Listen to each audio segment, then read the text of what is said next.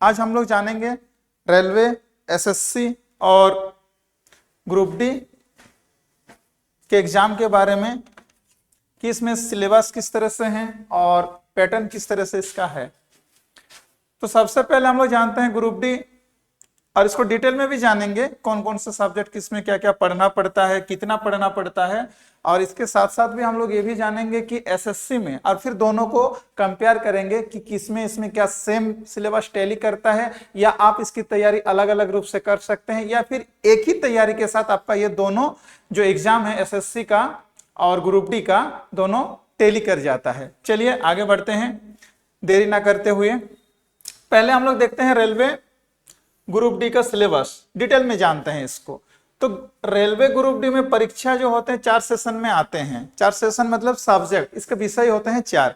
पहला विषय हो गया आपका गणित, दूसरा हो गया सामान्य बुद्धिमत्ता और तर्क, यानी कि रीजनिंग में ये आ गया है ना, और सामान्य विज्ञान और सामान्य अध्ययन करंट अफेयर। यानी कि यहाँ पे अगर देखा जाए 4 सेशन दे रहा है, लेकिन देखिए गणित 1 हो गया, यहाँ 1 हो गया, 2 हो गया, 2 हो गया, सामान्य विज्ञान 3 हो गया। लेकिन सामान्य अध्ययन में अगर आप जाओगे और करंट अफेयर में जाओगे तो सामान्य अध्ययन में इतिहास, भूगोल, नागरिक, और सामान्य विज्ञान में फिजिक्स, केमिस्ट्री, बायोलॉजी आपका आ जाएगा, है ना। तो ये सिलेबस काफी लंबा हो जाता है इसी में। अब हम लोग थोड़ा सा इसको जानते हैं गणित विषय को लेकर के, तो एक एक चीज को हम लोग अध्ययन करेंगे। गणित में क्या क्या है देखेंगे इसमें, ठीक है ना। तो गणित में जो पूछा जाता है 10वीं क्लास का गणित पूछा जाता है अरिथमेटिक, जिसमें क्या क्या चीज रहता है। तो सबसे पहले नंबर सिस्टम, संख्या पद्धति, दशमलव और भिन्न, सरल एवं चक्रवृद्धि ब्याज, लाभ एवं हानि, प्रतिशत परसेंटेज में, फिर अनुपात, समानुपात, औसत, समय और कार्य, time and work, time and distance, HCF और LCM, क्षेत्रफल और परिणाम, आयतन, सरलीकरण, और बीजगणित के यानी कि अलजेब्रा के कुछ बेसिक चीजें रहते हैं। यहाँ पे ये वाला चीज क्या है, ये बेसिक चीज है, बीजगणित के बेसिक प्रश्न पूछे जाते हैं, बाकी लगभग ठीक ठाक ही है।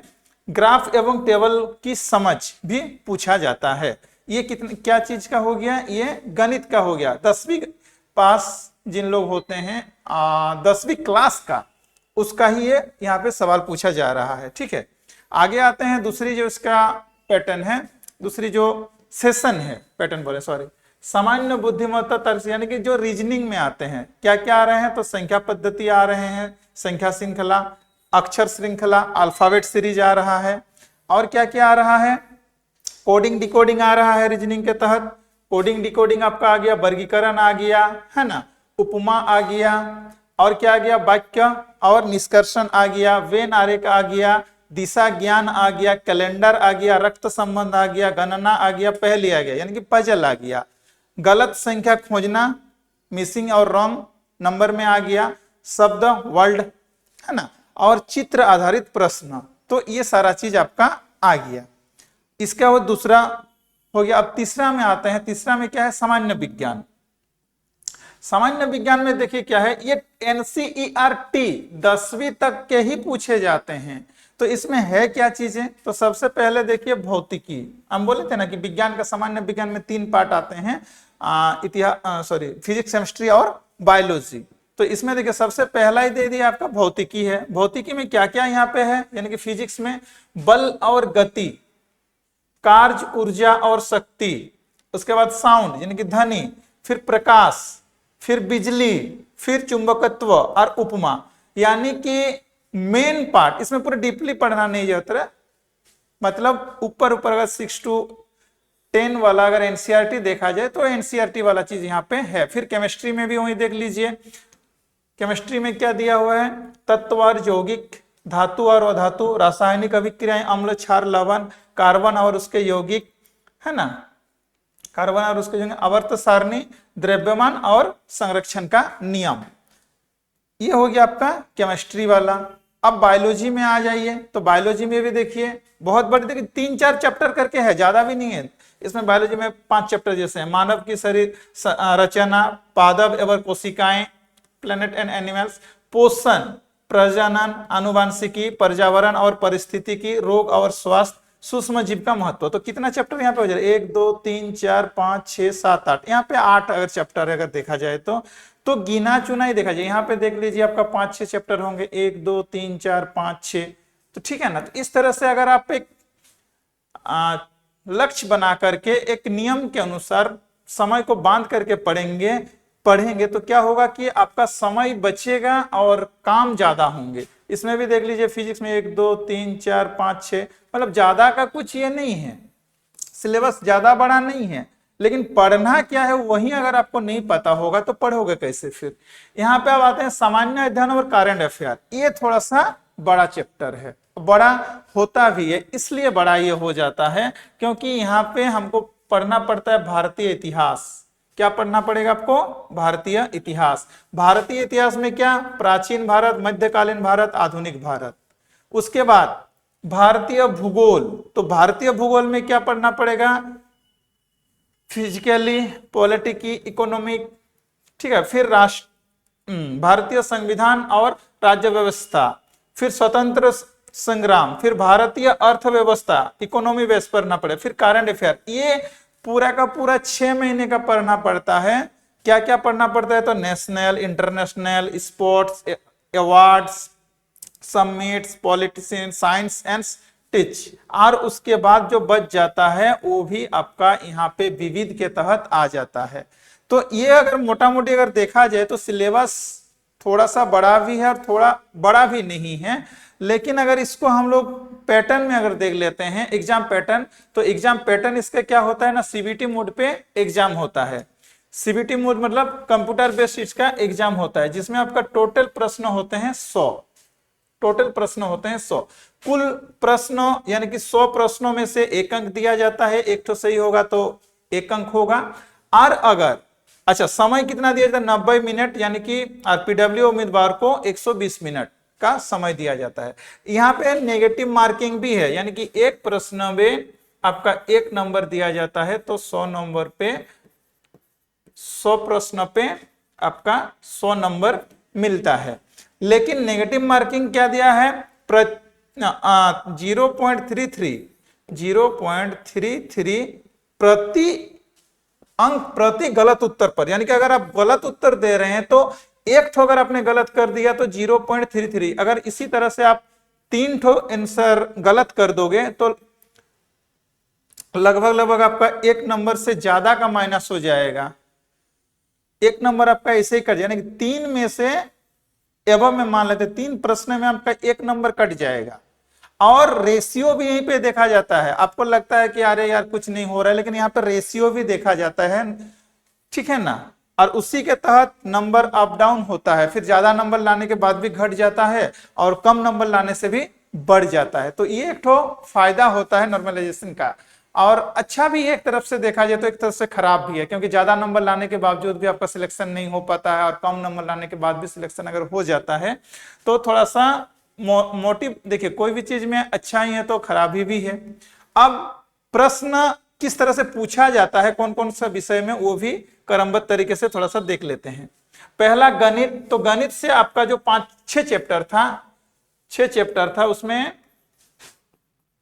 कितना सवाल आ रहा है, 25, यानी कि 25 नंबर आ रहे हैं। 25 सवाल तो नंबर भी भाई 25 हो जाएंगे। उसी तरह से सामान्य बुद्धिमत्ता में, यानी कि रीजनिंग में कितना आपका, रीजनिंग में देखिए 30, एक में हो गया 25 और रीजनिंग में आ गया 30। सामान्य विज्ञान साइंस के तरफ से आपका आ जाता है फिर 25, और सामान्य अध्ययन और करंट अफेयर इसमें आ जाते हैं 20। तो टोटल 25 25 50 30 20 50, यानी कि 100 नंबर का कुल हो जा रहा है, ठीक है। यहाँ पे टोटल किया हुआ है। अब ये तो हो गया ग्रुप डी का, रेलवे का। अब एसएससी सिलेबस को भी थोड़ा सा देख लेते हैं, क्योंकि हम आज वीडियो स्टार्ट करने से पहले आप लोग को बोले थे बताएंगे कि दोनों एसएससी और ग्रुप डी को क्या साथ में लेकर के चल सकते हैं, दोनों की तैयारी अलग अलग कर सकते हैं कि एक ही पढ़ाई में हो जाएगा, ठीक है। तो चलिए आगे चलते हैं, लेकिन उससे पहले आप लोग वीडियो को देख रहे हैं तो लाइक कमेंट सब्सक्राइब जरूर करते जाइए चैनल को। साथ ही साथ अगर कुछ जानकारी आप लोग को है या और कुछ टॉपिक में वीडियो चाहते हैं तो जरूर कमेंट करिए, ताकि मैं उस सब्जेक्ट को लेकर के, उस टॉपिक को लेकर के वीडियो बना सकूं। और हम लोग का जो ये सीरीज है ये कंटिन्यू चलता रहेगा। सिलेबस अभी जेपीएससी का भी अपलोड कर दिया जाएगा। धीरे धीरे जितने सारे एग्जाम है सबका सिलेबस और टॉपिक वाइज सर लोगों के द्वारा टॉपिक वाइज पढ़ाया जाएगा, जो कि धीरे धीरे करके अपलोड होता जाएगा। तो देर ना करते हुए चलिए वीडियो को ना लंबा करते हुए आगे बढ़ते हैं और जानते हैं एसएससी एग्जाम सिलेबस को। ग्रुप डी में जहां 100 नंबर था, वहीं एसएससी में जब हम लोग आते हैं एसएससी एग्जाम पैटर्न, तो इसको थोड़ा देखिए, उसमें भी 4 विषय थे, इसमें भी 4 विषय से ही सवाल पूछे जाते हैं। सेम गणित हो गया, तर्कशास्त्र रीजनिंग हो गया, सामान्य अध्ययन हो गया, और भाषा इसमें लेकिन एक्स्ट्रा आ जा रहा है। क्या आ जा रहा है? भाषा, इंग्लिश और हिंदी। इसको भी हम लोग जानेंगे कि किस तरह से एक्स्ट्रा है, किस तरह से क्या है, क्या साथ में लेकर के चल सकते हैं। तो गणित में क्या क्या पूछा जा रहा है एसएससी गणित में अगर देखा जाए तो ग्रुप डी के कठिन सवाल होते हैं थोड़ा सा, क्योंकि वो 10 लेवल का होता है, तो ये 12 लेवल का एग्जाम होता है, ठीक है ना, जिसमें अरिथमेटिक जो सबसे इंपॉर्टेंट चीज आते हैं। इसके बाद एसएससी पास करना है तो आपको ये मेन पार्ट तो करना ही पड़ेगा, इसमें बहुत ज्यादा क्वेश्चन यहाँ से पूछा जाता है। फिर आपका क्या आ जाता है, और बाकी लगभग देखिए सेम है, वही प्रतिशत हो गया, लाभ हानि हो गया, छूट हो गया। अच्छा, औसत इसमें अलग से दिया हुआ है, छूट अलग से दिया हुआ है, प्रॉफिट अनुपात समानुपात था, टाइम वर्क था, समय दूरी था, लगभग ये सेम सिलेबस ही इधर आपका मैच कर रहा है। लेकिन यहाँ पे चैप्टर क्या है, ज्यादा हो गया है। उसके बाद एडवांस मैथ में आता है, देखिए एडवांस मैथ में क्या क्या आ रहे हैं, आपका बीजगणित आ रहा है, ज्योमेट्री आ रहा है, त्रिकोणमिति, क्षेत्रमिति, सांख्यिकी और डेटा। एसएससी का मेन पार्ट बोला जाए गणित का यही है, यहीं से आपका ज्यादा से ज्यादा क्वेश्चन पूछा जाता है, ठीक है। उसके बाद सेकंड पार्ट में अगर हम लोग आते हैं तो सामान्य बुद्धिमत्ता और तर्क शक्ति पे आ जाते हैं, यानी कि रीजनिंग पे। रीजनिंग पे देखिए जो रेलवे का सिलेबस है सेम टू सेम उतार दिया गया है, खाली अगर देखा जाए तो यहाँ पे कैलेंडर को ऐड किया गया है और सिलोजिज्म को ऐड किया गया है, बाकी पजल उसमें भी था और पजल को ऐड किया गया है, बाकी सेम उतार दिया गया है। चलिए इसको भी हम लोग देख लेंगे आगे। अच्छा, कथन और निष्कर्षण और रैंकिंग और क्रम, ये है। अब तीसरे में आप लोग आ जाते हैं सामान्य अध्ययन में। सामान्य अध्ययन में देखिए पूरा थोड़ा सा भी डिफरेंट है नहीं, वहीं भारत का सब चीज पढ़ना पड़ेगा, भूगोल का भी सब चीज पढ़ना पड़ेगा, भारतीय भूगोल का, भारतीय इतिहास का, भारतीय संविधान का, है ना, भारतीय अर्थव्यवस्था का, स्वतंत्रता संग्राम का, कला संस्कृति का, पर्यावरण का, राष्ट्रीय अंतरराष्ट्रीय संगठनों का, और स्पोर्ट, बुक्स और ऑथर इंपॉर्टेंस। अब देखिए यहाँ पे ये सारा चीज तो हो जाता है, लेकिन हमको मेन चीज होते हैं जो भी बुक आते हैं ना, उस आपके सिलेबस के अनुसार नहीं आता है, वो हर सब्जेक्ट में हर एग्जाम को लेकर के बनते हैं। उसके बाद यहाँ पे देखिए साइंस एंड टेक्नोलॉजी का बेसिक साइंस में देखिए कितना कम चैप्टर दिया हुआ है, 10 तक आपका पूरा साइंस जो भी है आ जाएगा। उसके बाद कंप्यूटर एंड इंफॉर्मेशन टेक्नोलॉजी और स्पेस एंड डिफेंस टेक्नोलॉजी। तो ये देखिए कितना छोटा में चीज आ गया है, सारा का सारा चीजें अगर आप एसएससी की तैयारी कर रहे हैं तो। उसके बाद करंट अफेयर में तो पूरा सेम चीजें हैं। करंट अफेयर में भी देखा जाए national and international news, sport award submitted, वहीं गवर्नमेंट स्कीम और recent science tips and update जो हुआ है वो सारा चीज पूछा जाता है। अब आते हैं भाषा। तो भाषा में क्या है, भाषा में ये जो कि हमारे रेलवे ग्रुप डी में नहीं होते हैं, लेकिन एसएससी में ये चीज होता है। इसमें आपको चूज करने के लिए 2 भाषा है, एक हिंदी और इंग्लिश, आपका 50-50 का होता है, ठीक है ना, जो कि ये ग्रुप डी में नहीं आता है। ये बहुत महत्वपूर्ण है। तो इंग्लिश में क्या क्या है, तो इंग्लिश में आपका ग्रामर पूरा आ जाएगा। ग्रामर में आपको जो भी चीजें जानना है, जैसे नाउन हो गया, प्रोनाउन हो गया, वर्ब, एडवर्ब, प्रीपोजिशन, कंजंक्शन, है ना, tense, active, passive, voice, narration, ये सारा। उसके बाद आपका जितना सारा अगर आप इंग्लिश का देखोगे तो पैसिव में आ जाएगा, एंटोनिम सिनोनिम में आ जाएगा, है ना, करेक्शन एरर में आ जाएगा और फिल इन द ब्लैंक्स में आ जाएगा। तो सारा का सारा ये इंग्लिश वाला पैटर्न में आपका आ जा रहा है, तो क्योंकि ये मेन अगर बोला जाए तो। उसी तरह से आप अगर हिंदी में देखोगे तो एसएससी और जीडी और एमटीएस में ये तीनों में ही रहता है। जीडी का जितना भी एग्जाम होगा उसमें आपको हिंदी और इंग्लिश दोनों में रहेगा, एमटीएस में भी रहेगा। ठीक है, इसमें क्या है, संधि और समास, अलंकार और रस, ठीक है ना, तद्भव तद्भव और शब्द, पर्यायवाची विलोम शब्द, मुहावरे और लोकोक्तियां, व्याकरण यानी कि संधि समास और वाक्य शुद्धियां और अपठित गद्यांश। यहाँ पे 1 2 3 4 5 6 7 हिंदी का जो 7 चीज ये पूरा पूरा व्याकरण का ही चीज है, पूरा पूरा व्याकरण ही दिया हुआ है। अगर आप हिंदी व्याकरण थोड़ा सा भी आंशिक जानकारी भी रखोगे ना, तब भी आप इस चीज को आराम से कर सकते हो। उसी तरह से इंग्लिश का भी है। ठीक है, अब हम लोग आते हैं एसएससी का, इसका जो एग्जाम लेने का पैटर्न क्या होता है। चलिए चैनल को सब्सक्राइब करते जाइए, लाइक करते जाइए।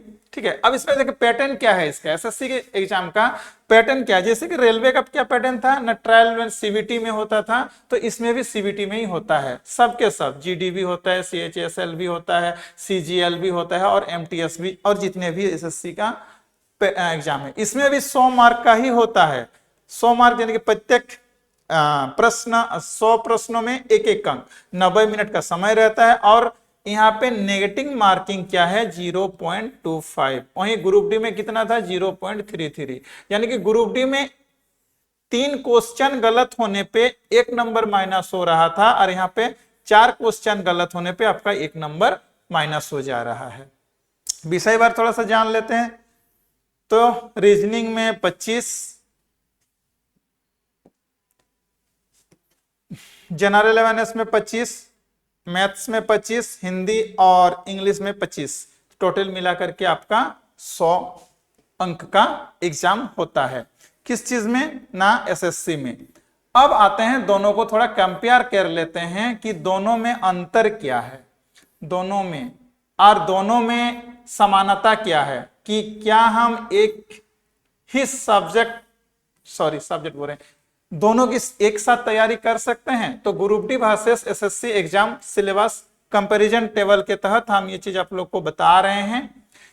तो विषय सबसे पहले देखिए, रेलवे ग्रुप डी का सिलेबस वर्सेस एसएससी का सिलेबस। एसएससी का सिलेबस में आप देख सकते हैं जीडी, एमटीएस, सीएचएसएल और सीजीएल के लिए। तो इसमें जहां आपका संख्या प्रणाली पढ़ना पड़ रहा है और नंबर सिस्टम पढ़ना पड़ रहा है, दशमलव और भिन्न पढ़ना पड़ रहा है, प्रतिशत पढ़ना पड़ रहा है, लाभ हानि पढ़ना पड़ रहा है, औसत, समानुपात, अनुपात है ना, समय कार्य की दूरी, सरल और चक्रवृद्धि, ब्याज, एचसीएफ, एलसीएम, सीरीज है ना, समानता और कोडिंग एंड डिकोडिंग। तो इसमें क्या पढ़ना पड़ रहा है, इसमें देखिए प्रतिशत, लाभ हानि, औसत। तो यहां पर भी ये देखिए प्रतिशत, लाभ हानि, औसत। ठीक है, अनुपात, समानुपात, समय कार्य और समय एवं दूरी। तो यहां पे देख लीजिए समय कार्य, समय एवं दूरी भी है। ठीक है, उसके बाद सरल, चक्रवृद्धि, ब्याज है। ठीक है, एलजेब्रा जो कि लगभग अगर थोड़ा सा यहां पे देखा जाए एलजेब्रा और वहां पे नहीं है। फिर ज्योमेट्री, क्षेत्र, आयतन, त्रिकोणमिति एंड सेंट्रिक। तो ये सारा चीजें आपको मिल जाते हैं, अंतर डिफरेंट देखने के लिए मिल जाता है। यहां पर भी देखिए, जैसे ग्रुप डी में जैसे सब कुछ प्लस, ठीक है, सब चीज, और उसके बाद आपका ये रीजनिंग वाला में आ जा रहे हैं हम। रीजनिंग वाला में देख लीजिए क्या क्या चीजें हैं, है ना। तो रीजनिंग वाला में भी देखिए लगभग नहीं, कोडिंग एंड डिकोडिंग जहां यहाँ पे दिया गया है, सीरीज है, समानता है, कोडिंग डिकोडिंग है, पजल है और क्लासीफाई है, वहां पे ये सब होने के बाद इसके अलावा ये सब तो है, ये है, इसके साथ साथ आपको ये सब भी पढ़ना पड़ रहा है। ठीक है ना, जैसे ranking and order, blood relation, अच्छा फिंगर एंड वेस्ट वाला भी चीज यहाँ पे पढ़ना पड़ रहा है, किसमें, रीजनिंग में। उसी तरह से सामान्य विज्ञान में अगर देखा जाए, भौतिक 10 क्लास वहां पे पूरा पढ़ना पड़ रहा है, 10 तक जितना है फिजिक्स का, 10 तक रसायन का, 10 तक ये का। लेकिन एसएससी से इसमें आपका एसएससी साइंस अलग से नहीं आता है, केवल जीए में बेसिक साइंस एंड टेक्नोलॉजी से सवाल पूछे जाते हैं। तो मिक्स किया हुआ है सिलेबस। उसी तरह से विषयवार अगर देख लेते हैं जीव विज्ञान तो पूरा पूरा पढ़ना पड़ता है, ठीक है ना। इसी तरह से इतिहास में अगर सामान्य ध्यान में आते हैं यानी कि जीके जीएस में जो भी बात करें तो इतिहास, भूगोल, नागरिक, देखिए सेम सेम सेम सेम है, सेम, कोई अंतर आपको नहीं देखने को मिलेगा लगभग लगभग, ठीक है ना। पूरा जिसमें इसमें करंट अफेयर है, इसमें भी करंट अफेयर है, ठीक है ना। तो ये सारा का चीजें हैं। अब क्या बता रहा है ट्रेन क्लास में, इधर भाषा में, इधर भाषा है ही नहीं, यानी कि भाषा इसमें आपको पढ़ना ही नहीं पड़ता है। अलग से लैंग्वेज टेस्ट पेपर नहीं होता है, केवल प्रश्न हिंदी या इंग्लिश दोनों में ही रहते हैं। लेकिन यहाँ पे क्या होता है, अलग अलग भाषा में हो जाते हैं। तो मुख्य अंतर क्या हो गया दोनों का, अगर हम लोग देखेंगे तो मुख्य अंतर क्या हो गया, एसएससी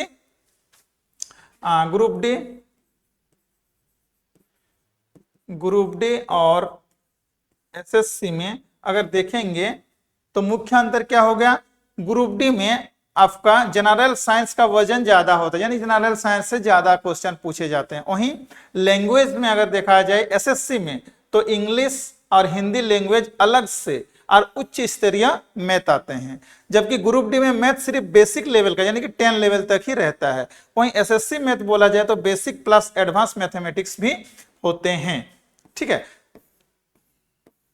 तो आज का वीडियो यहीं पे खत्म करते हैं और साथ देने के लिए धन्यवाद। जल्दी ही नेक्स्ट वीडियो लेकर के आते हैं। चैनल को लाइक, कमेंट, सब्सक्राइब एक बार फिर से कर दीजिए। जय हिंद, जय भारत।